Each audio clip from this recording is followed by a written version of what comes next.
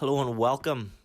My name is Lewis Pearson. I'm the founder of OLY Clothing, and it is with great pleasure that I get to introduce you to our very first podcast show. We've been working on these very hard in the background for about the best part of 6 months now, and we've got a big archive of interviews already done, so we've tried our best to keep it on the DL. Obviously I have a massive mouth, and that comes with its challenges. So first show is with PD Savage, and it's a great show. It's a real cool narrative to his journey and an insight to the steps that he's taken to get where he is now. PD's a close friend of mine. He's a close friend of the company's, and we've been working with him for 3 years, so I thought who else better to launch these than with our very old golden boy. I hope everybody can get a bit of value from these, especially with the times that we're in. Nobody's getting it easy right now, and I think we can all respect that. So hopefully these shows bring a bit of enjoyment. Hopefully they kind of take the edge off what we're doing, and yeah, I hope you guys enjoy it. So I'll leave with the company motto, which is small victories repeated daily. And yeah, thanks guys.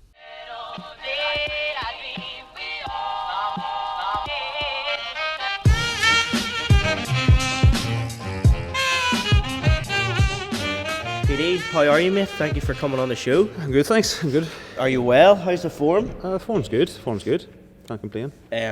So I say we get straight into it. Time is of the essence today. So yes, mate, we'll get straight in. I'm going to ask you about your journey, who you are, get you to intro yourself. So yeah, even start off with the intro. What age are you? Where are you from? Alright, so my name is PD Savage. PD stands for Patrick Daniel. Oh. I am 30 years old, just turned 30, the dirty 30s. The dirty 30s. Yeah. I am from a small village called Leitrim, which is just outside Castlewellan. It's not County Leitrim. I actually thought that's every time you say it. Yeah, most people do. And especially when I went to university at the start, everyone thought I was from County Leitrim, didn't realise I was only 50 minutes away from Belfast.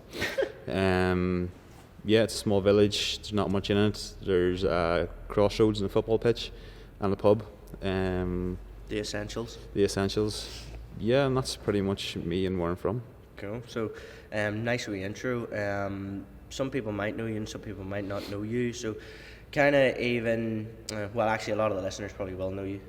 PD's been a regular on the CrossFit scene in Ireland, been one of the higher performers across that scene. So, even let's start with your journey, mate. You know, what was your sporting background? How did you get into sports? Have you always done sports? Because that's obviously the main thing. Yeah, well, the background really GAA. I used to play Gaelic football and hurling. Played that from the age of like under 10s, you know, like 9 years old maybe, even younger, possibly maybe 8. Played that, you know, all the way up until like 23, 24. Probably during that time, you know, strength and conditioning sort of did come into it, and I can actually. Sorry to interrupt. Did you find much success in GAA? Bits and pieces, you know, where our club was always on the like lower division sides, but we won a couple of like under 20 awards, under 21 awards, and like all county awards, and it was a big achievement for us in a very small club. You know, we actually at the time a lot of people were like emigrating to Australia and things, so some of the local clubs actually amalgamated, and that was actually really good because we amalgamated with our local club Dramara, and then we won like an under 20 all county title. And it was very good because, you know, two clubs, like at the start of it, people were coming in and like one team was sitting on one side of the dressing room, one team was sitting on the other side of the dressing room, and by the end of it we were actually a team, and you know, actually coming together. Yeah, so that was a really cool experience. Just through school as well, just, you know, I suppose anyone who plays GAA would know about Macquarie Cup football, and like that's all like in schoolboys football. It's the same like schools rugby. You have that real camaraderie and have really good memories of that. You know, that's just, you know, training after, ones you go to school with every day, training after school, you know, you're with them all day, day in, day out. And I think if you ask anybody in schools football, like they would die for that team. You know, they would do anything for that team. I think it's the same in the rugby as well. It's very similar. So. Yeah, so that's the same experience, but no, that was really enjoyable. And how did you find, well, when did the transfer really happen of you moving from GAA into CrossFit? What did that look like, and how did it happen? I'd always been into like fitness and things, and funny, I just remember the other day, whenever I was like 15, I remember I used to sneak into the local country club, Burndale. You used to have to be 16 years old, and I used to pretend I was, and just told them a fake date of birth. And remember my mum used to pick me up it was like 3 days a week after school, and you used to go in and do like 3 hits of 10 on every keel machine. So just like everything, they're all on the line, just do 3 hits of 10. Didn't know what I was doing, but just do more. So that was really the start of like learning, like, no clue about what you're doing or resistance training. So that was kind of the start of it. And that just sort of progressed then, a wee bits of S&C with Gaelic. It was still like, this is over 10 years ago, so it was still very, very not backward, but just not really had much exposure to that. Yeah. So I hadn't done much S&C training. And then just sort of developed into university, and then university football, going to the gym, bench press, buys, tries, no legs at this stage. All the show muscles. All the show muscles. Oh, yeah. So that was really Sets it. of 21s. Oh yeah, the essentials. I had to fill that T-shirt for the night Paddy out. knows about 21s. Yeah, 21s for the Monday night before going to scratch. And at what point did you completely leave? GAD and go into CrossFit? It was actually, it was only really because our club was like, we were like dwindling down. We're always in division relegation playoffs, always down to the next league. And like throughout the year, boys, everyone has their own commitments, so you can't expect everyone to turn up. People have families and things. So towards the end of the year, you're having like 10 people at training, and then we were just scraping and staying by. So during the year, it didn't really get much fun, Whereas if you had the whole team playing, it would be. So that kind of, I just sort of found CrossFit at that time, and that was like just over 5 years ago. So I was like, maybe 6 years ago now, actually, coming up to 6 this year. And yeah, we were in a relegation playoff. We stayed up in Division 1, and I had just been started CrossFit, so that I started CrossFit over a year at that stage, and I was completely bitten by the bug.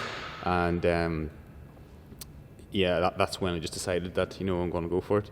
Because earlier that year, actually, we had a... Sorry, what age were you at that? I was 24 then. Yeah, 24. I had just finished doing the master's degree at Queen's, and then started working, and then it was that year that I just decided, especially when you started working, you just had less time, and I was like, I don't fancy going to the football field. I much enjoyed, basically whatever you put into your own fitness journey is what you get out, so the more time and effort you put into it. Two kind of dynamics in that. You've got team sport and CrossFit very individualised, so it's like if you're, I'd probably be the same as you. I played a lot of team sports in my time, but I was always the one maybe in the gym more, or what maybe probably wasn't the best on the field, but I always loved everything off the field, the training on the pitches, the gymming. So that was a big transfer and a big change. But at what point did you then start saying, right, shit, I like this CrossFit thing, I'm actually okay at it?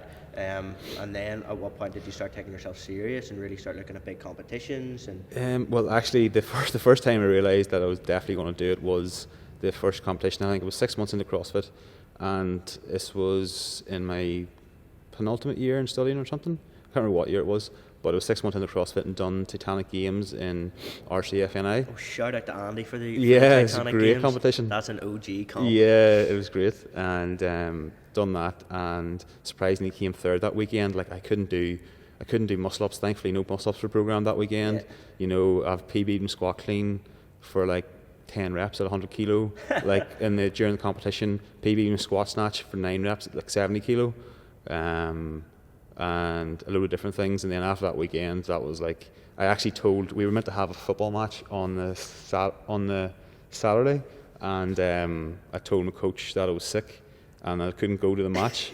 I didn't tell him I was doing a fitness competition. I had absolutely no clue that I was going to place in the podium. Yeah. And next thing you seen all these pictures. I think there was actually a picture in the paper, and then there was like pictures on social media of me standing on the podium at this fitness competition when I was supposed to be at the football match. So yeah, it went down well anyway, because I knew the team we were playing would beat them well anyway. Well, so it was fine. Yeah, so I got badly found out.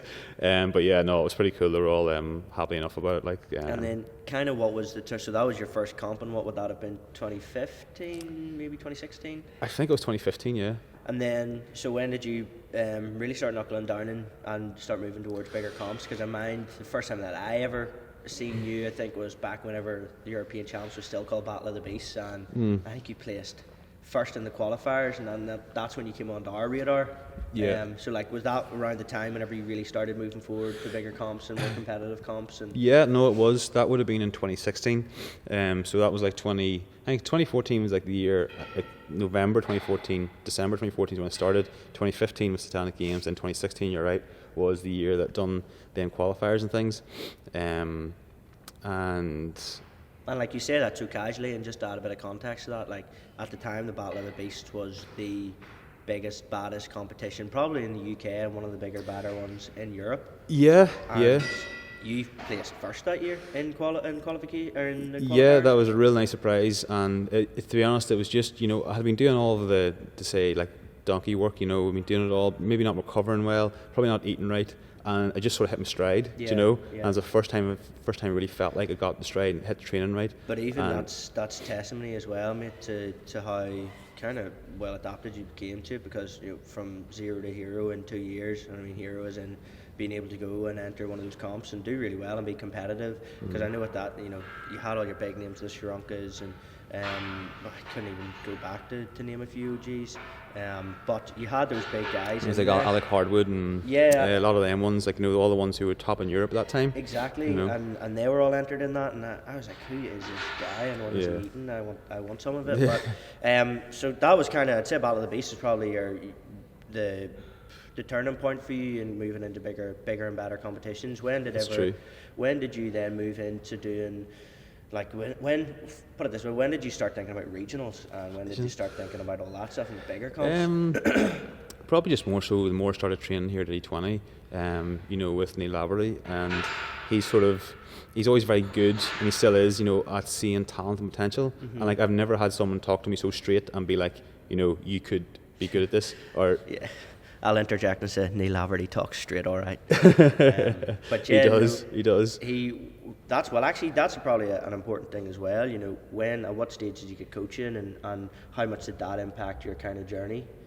Well, that's really been a major thing, because that's probably been working with Neil now just short of 5 years maybe. So after Titanic Games, fell friends with like Luke Ebron and things, who came second that year, and then just started training with him more and come down to D20, and there's loads of ones training like Vicky, Elliot, and load of other ones, and just getting your ass handed every day, and it was just like an addiction. You're just coming back for more, do you know? Yeah.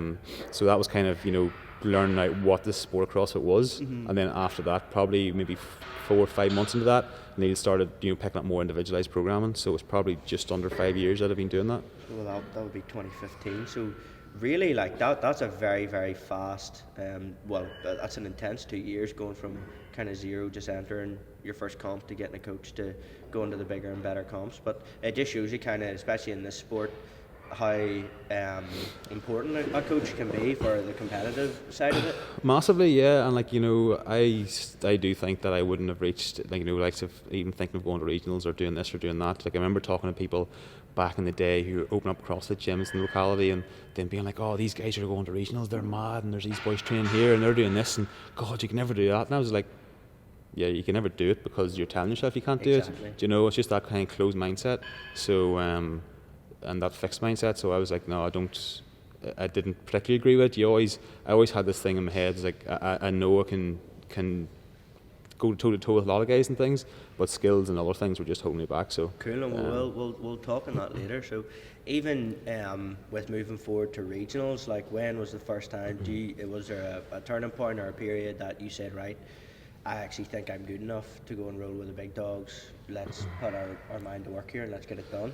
I don't really know when that exactly happened, but I know we're working towards as a team, and I just always believed sort of in what Neil said. So he said, like, team is doable. It's like we can get a team, go to regionals and compete. It's like, right, let's do it. So it wasn't at the start. It wasn't really like, right, we're going to go individual, going to do this, because at that stage I just wouldn't have been ready, and wouldn't have had the capacity or skills to do be at that level. So whenever he said, right, let's go team, I was like, right, let's go team and do even that. To add context to that, you've been a team athlete 3 years? I've done it 2 years. Two and years. Then individual in that third year? Yeah. So I'd say, going team, maybe the barrier entry is a bit lower. You can kind of rely on your teammates a bit more.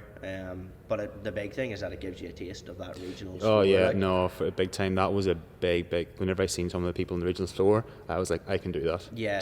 As soon as I seen them there, stand beside them, like, I think I always said this to people, the most impressive thing when you see these athletes, it's like, you see like Goodmanson, and like he's not small by any means, but in comparison to what he can lift and how he moves, he just moves with perfection. So you're nearly more more impressed by the size of the guys, that they're actually smaller and just so compact.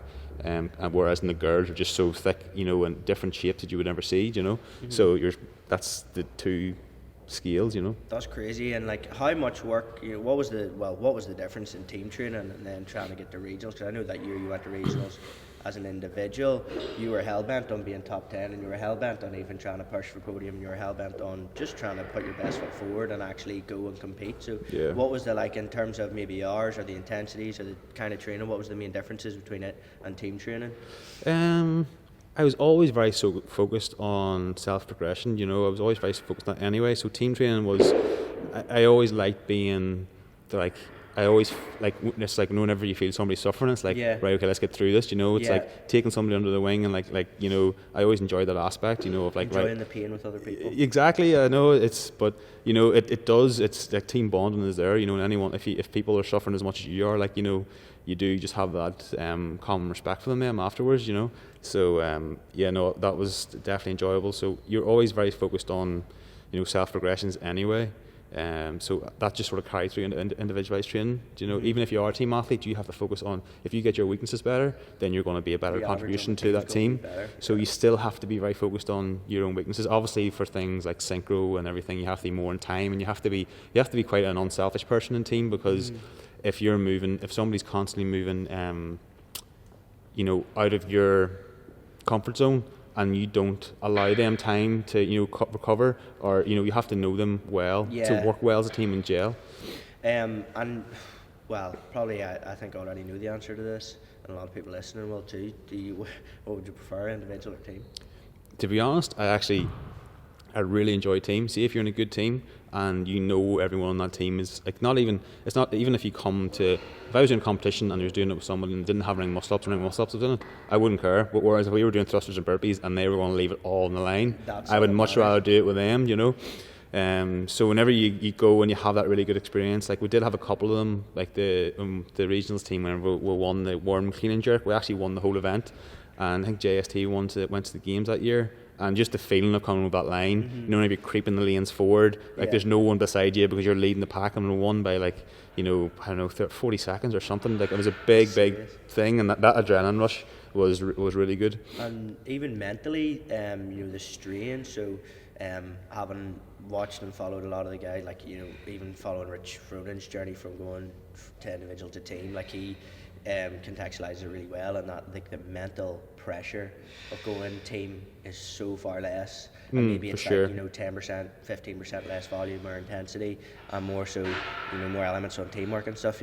Have you noticed that on the contrary, in that going from team to individual, it's been a complete change in mind frame? The pressure is completely different. In team you do have all the people to look out for, and especially whenever you're in team and somebody else is, generally I find somebody else is more nervous than I was, and then that that your nature just kind of took over, and you're kind of want to look after them. So that actually totally took away the nervousness from you, which worked really well. Whereas if you're individual and you're nervous, it's all on you, So that kind of dynamic in the team worked well, I found. But so that was it's a big change. And down to the bare basics, hours in the gym and type of training, has it changed drastically? Now it has, it definitely has, especially for now of training for the games and things. There's definitely just a wee bit more volume, it has to be. So much to train for, so much different variants to train for. But in team things, it was more like intensity. You have to be good at going and recovering and then going again. But in individual, it's not like that. So team stuff, a session could take much longer, but you're maybe not doing as much. Exactly. Yeah. And even just to kind of close that out, try and describe what it feels like getting on. So I was there, and even I'm watching from the stands, but I remember on that final day, you lining up with 10 of the best CrossFitters in Europe at the time for that final heat in regionals, and it was nothing short of biblical. What were your feelings? Try your best to describe that day, you walking out, with BKG sitting beside you, Lucas Hogberg, Bronislav, all these big names, Fredrik Gideus, and you're on the line and you've earned your place in that final heat. Yeah. How did that feel? To be honest, I remember standing down. So the velodrome was actually, the steps went up into the velodrome, so you could hear all the sound coming down. So everyone was around it, and I actually have goosebumps even now thinking about it, because it literally felt like I was in the Gladiator movie. Yeah. Do you know, like you could hear people chanting and going mad, and the energy was absolutely electric, and it actually that's what it felt like. And especially in that final event, like the final event didn't go great for me. It was like thrusters and then rope climbs. It was the first time they'd done the short rope, and like my legs rope climbs at 100 kg wouldn't be amazing. So, but still, like I was pumped and I was giving it all I could, Yeah. But even before that, all the other events was the same. But the energy before that final event was amazing. And did you find that was you can really latch on to that energy and kind of use that as momentum going forward in your own training, or kind of would you go through the lulls of it all, or kind of how does that affect you?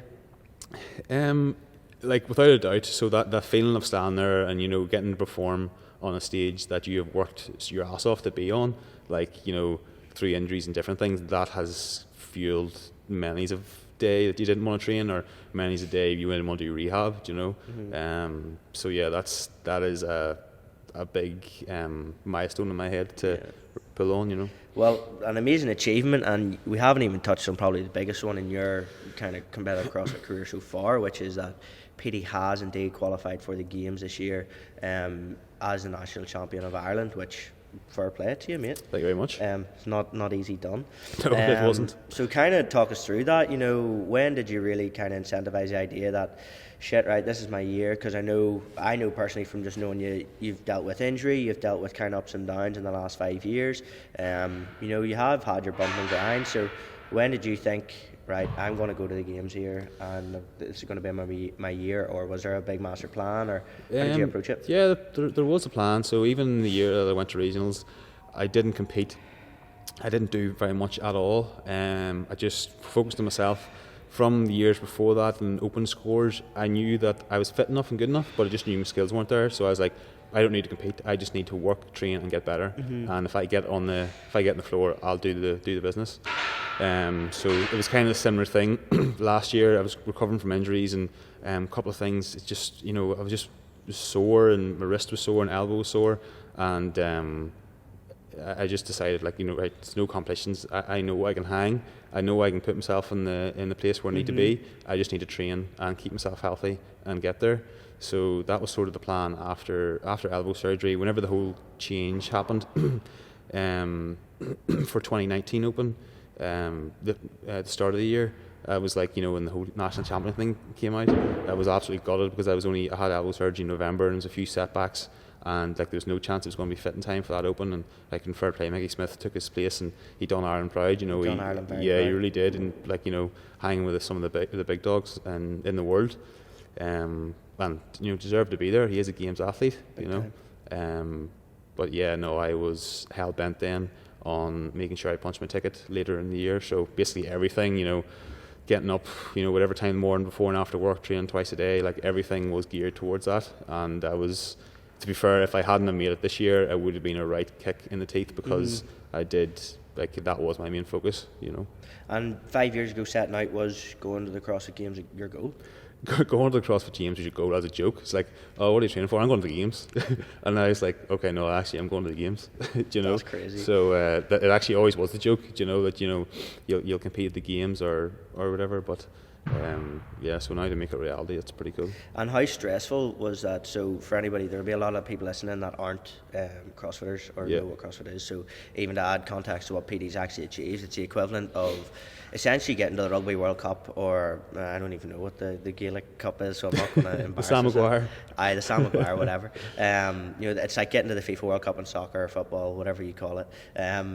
That's essentially what he's achieved here, and it's the pinnacle within our sport. There's no other competition above the CrossFit Games. It is essentially the World Cup. So, and the qualification process for that is a thing called the CrossFit Open, which is a worldwide inclusive fitness competition that anybody can do. But for the guys on the top end, it's a very, very, very stressful 5 weeks. So kind of walk me through that. I know from being kind of vigilant and seeing the table, like we had some really big names, like you had Mickey Smith, you had Army's Lithuania, but you had Sam Stewart, who's an incredible athlete, and Jamie Heaton, who's incredible, and then a couple of fringe athletes that are always on their toes and can fire spanner in the work. So how was that 5 weeks as a competitor? Like, how did you find it? It started off nice and like dandy, you could say. Like, you're like, right, okay, if you talk through it, you're thinking, right, I'm going to crush this. Motivation's high, everything's going really well. Just couldn't wait to attack it. But then coming to like week 3, the stress really started to kick in. And yeah, it did get really stressful because, as I mentioned, that I had been doing everything to get there, and it was very close to the top between me, Sam, and Jamie. And unfortunately, Mickey had he'd bombed in the first workout, and like luckily for me, because then that sort of ruled him out. Yeah. But he still came back. He showed character and came back and like put in some big performances. Yeah, credit to him for that. It really was, because if that was me, I don't know if I would have continued, but he continued and put in like world class performances and some of the rest of them. Big time. So yeah, no, it was sort of stressful then. So you're waiting for the workout to come out, and then you're trying to hit it with the best tactics, and then you have to come away from that and think, right, okay, am I going to repeat this on the Monday? Or should I do this on the Sunday? Yeah. And then maybe do it again Monday night, which did happen then later down the weeks. But in the first couple of weeks, it was like, right, do it on the Friday, then do it on the Monday, and that was it done for the first 2 weeks. And then the third week was like 3, and then the fourth week was 3, and then the last week was 2. That's crazy. So it was a lot of repeats and a lot of work. But stress. Yeah, stress. Sorry, the last week was 3 as well, actually. So it was. So yeah, by the end of it, you're just getting up and getting your adrenaline up that many times. You're just done by the end of it. For me anyway. There was a workout that I think they tried to pull your score on, in the end you appealed. But would you finish like top 30, top 40 or something? I finished in that workout. I finished like 16th in the world, and then they called the depth in the wall ball target or whatever, and dropped to like, I don't know, 60 something in the world. It took like 30 seconds off me, and that was massive, because that was actually that workout. I had done that workout like 3 times. Mm-hmm. So done on the Friday with terrible tactics, and I just went classically, I just go and blow up and then die, and that's what I'd done. And then the second time I'd done it took like 2 minutes off it, and I was like, I think I can go faster. Mm-hmm. So then done it again the Monday night, came in here like late in the Monday night, I literally took the day off work, slept all day, and did everything you could to recover, and then done it the Monday night, and was like, I'm happy with this. I've done this score and done it with different tactics. I've seen the Froning tactics. It was like, you do 10, 12 wall balls, 4 muscle ups. God, I can't even remember. But it was something like that. And then you row, do that for 6 rounds, and then do a 40 calorie row, and then do another 6 rounds of whatever the wall balls, muscle ups were, and then absolutely kill yourself at the end of the row. And like at the end of the row, I went like, I remember I finished the second time the workout, and I remember thinking I didn't leave everything I had there. I was lying on the floor still gas, but I was like, it was still a bit more there, and I wasn't happy. Yeah. So I was like, I need to do this again. And that's interesting, and it'll really help with the second part of the interview, is that it's in CrossFit, physiologically and psychologically, it's one of the most demanding sports on earth, and I would stand by that statement, in that it for you to squeeze out 2-4% in a workout requires so much more pain, but essentially it's a mental barrier, and even to isolate what you said, is that you knew you had some in the tank, but you also knew how much it was going to hurt to have to do that. Yeah, and that's something that I'm really, really interested in, and we will touch on it. But I actually want to ask you the big bad question that we ask everyone, because it will form the second part of the interview here, is kind of what is your version of success, and more so, how do you define success? Probably a lot of people have different answers for that. I think success is something you work towards, and you set your goals out, your targets, and you achieve it. I don't think success can't be achieved without failures. I know it's people's the old sayings of you win or lose, and you win or learn, you don't win or lose. Yeah. Which is very true, because you actually only really learn from your failures, and there is research to show that athletes, whenever they fail, that's when you really refine the process. That's whenever you work smarter, you work harder, and that's how you get to where you want to be. Like, I'm sure you ask any athlete, they would want to achieve more, they'd want to go faster, they want to do this. Anyone at any level in sport will always want to be better.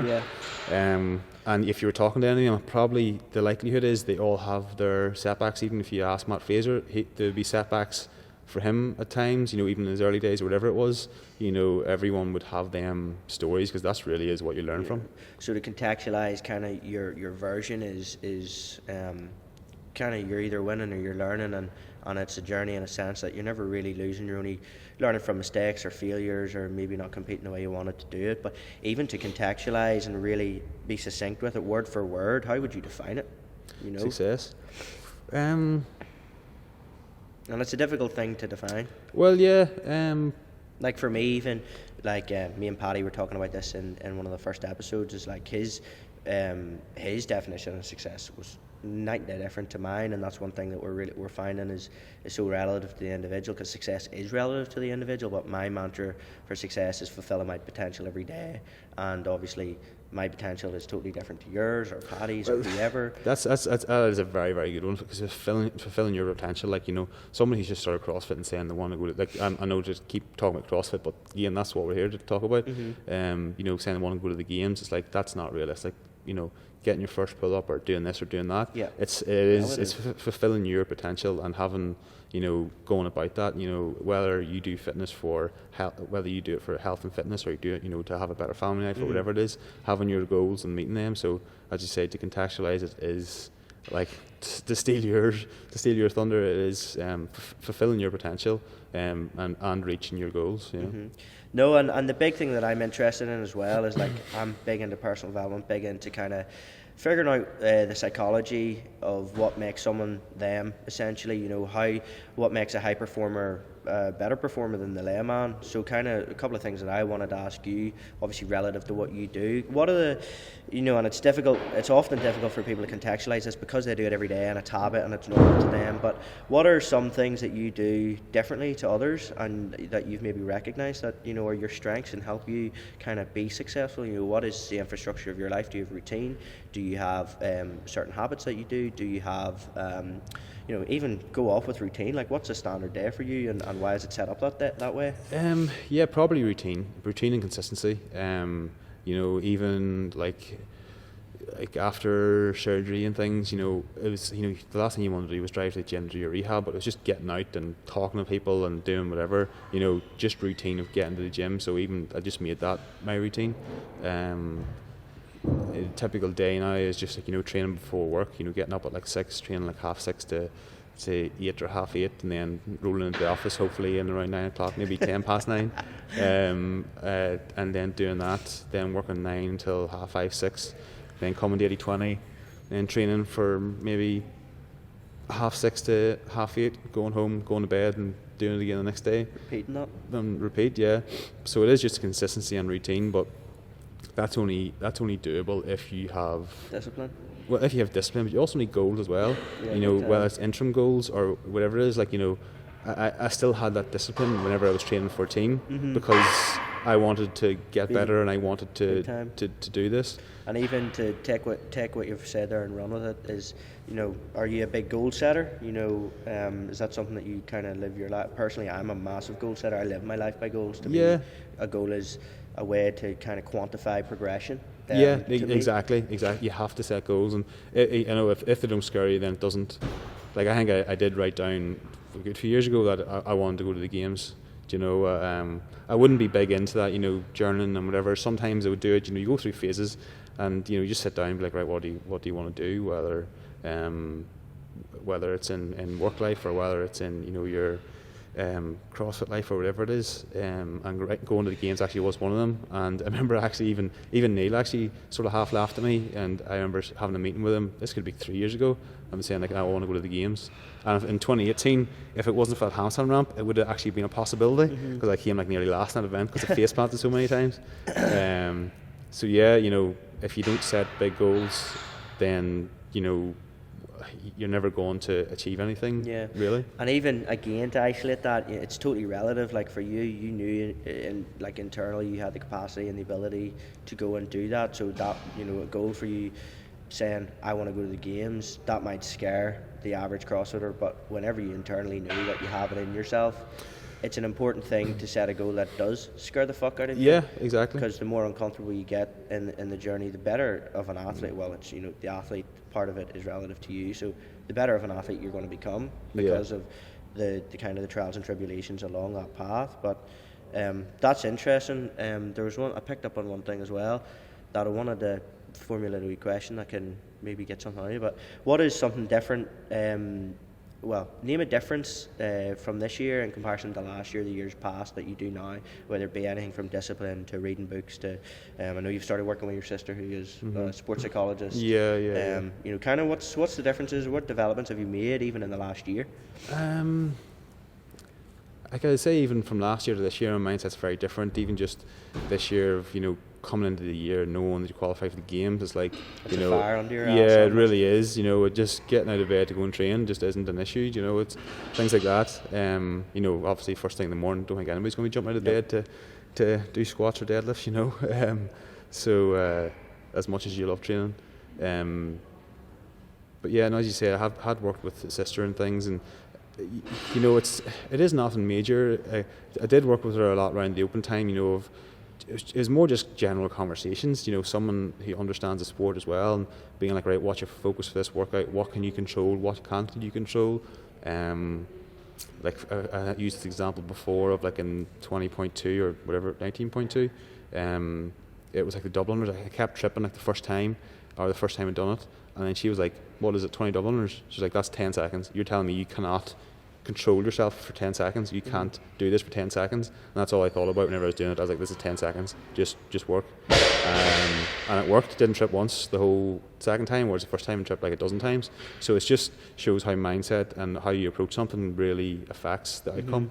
If you tell yourself that you're done before you start, or if you tell yourself, like I remember in 20.1, it was you'll remember it well, the snatches and burpees. It was a horrible workout. Yeah. But I remember in the second time doing it, I was just like, I'm just going to go out hot and I'm holding on here because this is what I have to do. And I just knew I had no choice. And I remember about 4 minutes in, like I felt like I had whole body shut down. I was like, I actually want to stop and lie down. I want to get in the fetal position right now and lie here and not move. And that's funny, like even to hear you say that, I'm going to go out hot here and hold on. Like I train with PD quite regularly now, and like I've never met someone that can hurt or that can go to that dark place as much. And it's like habit for him now, but it's actually interesting to see, because me, like the inner bitch in me is very big, very sassy, but it's so crazy to come in with you and Cara and the likes, and just see how kind of the top operators are approaching workouts, and even to go off on what you said, taking like wee tiny elements of the workout and putting your focus in on them. Is that something that, and even from the sports psychology point of view, is like, was there always like mini goals within the workout, or has that changed your approach to things? It probably does. Like it's just sort of ingrained in me now to do that. So as you say, if it's like, whether it's, say if it's muscle ups or something, say if I'm doing rowing and muscle ups, rowing sort of comes second nature. If I'm in the rower, I'm thinking, right, okay, try and relax your arms a wee bit, try and use your legs as much as possible. Then whenever it comes to the muscle up, it's like, right, okay, it's go time. Really focus on what you're doing. Like whether you're focused on your breathing, you're trying to focus on something rhythmical to take your mind off it a wee bit. You're not thinking about how tired you are, you're not thinking about something else. It's just sort of second nature. It's just sort of what you do now. I think workout awareness, mate, is something that I have definitely recognised in with kind of you and a couple of the other guys, is like, being aware of transitions, being aware of fucking where your placement is, being aware how far away your jump rope is.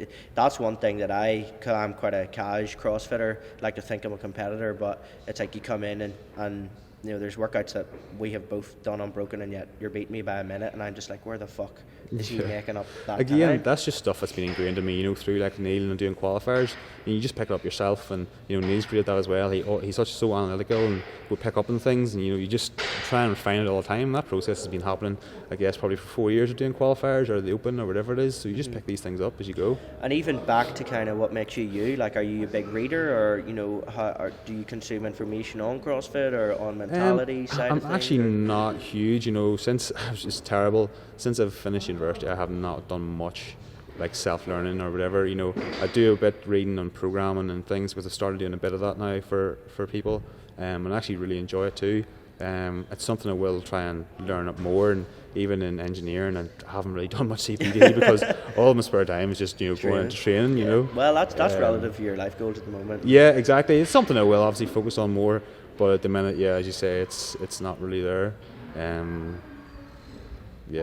But and even to wrap up, I think 10 a.m. class is coming in now, so we'll wrap up. But even just to finish off, where will people see you this year, and kind of what's your plans for the rest of the year?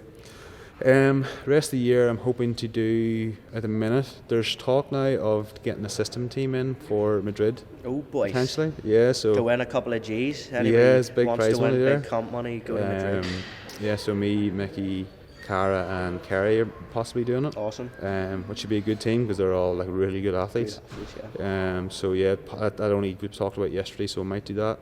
I'm hoping to, provided the coronavirus isn't still at large, I'm hoping to head to Asia potentially. Got an invite to go and compete there. Nice. I would like to do other sanctions, but I hadn't planned any at the start of the year, and that just falls at a nice time. Yeah. And then I got an invite, and see me doing qualifiers and things. I think I'm still a wee bit scarred from the Open, so I didn't want to do any more. So that's it. Then also I think in the Apollo Cup in Waterford, I think I'm doing that with Tag Lawless. I agreed to that, so that'll be good fun. Wee tag, yeah. Big tag that lifts more than all of us. Yep. That later in the year, so that'll be fun. It'll look really good fun. And then after that I'll just be heading to America, hopefully to head to Train Think Tank for a few weeks and go to Throwdown with likes of Travis Mayer and Noah Olsen and Chandler Smith and all them boys, so that'll be good fun. Well, yeah, we'll wrap it up there. Kind of shout outs and thank yous. Big thank you to Neil Laverty and the 80/20 team for letting us come in and pretty much invade the gym for an hour or two. Big thank you to you, PD. No problem. I would hope we'd get you on for a wee part 2, maybe pre-games. Yeah.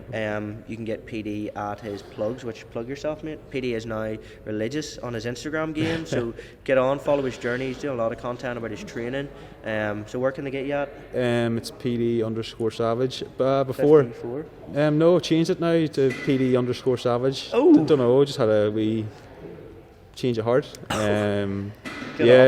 funny. Bro. I was talking to the guys from the Waterford the podcast, and the guy Shane said something. I don't really know anything about you. You never put anything on Instagram. And I was like, sorry, I've been doing CrossFit like 6 years, probably competitive around the country, but just because you went off social media for about 6 months, people think you're not training or not doing anything. So I thought that was a bit funny.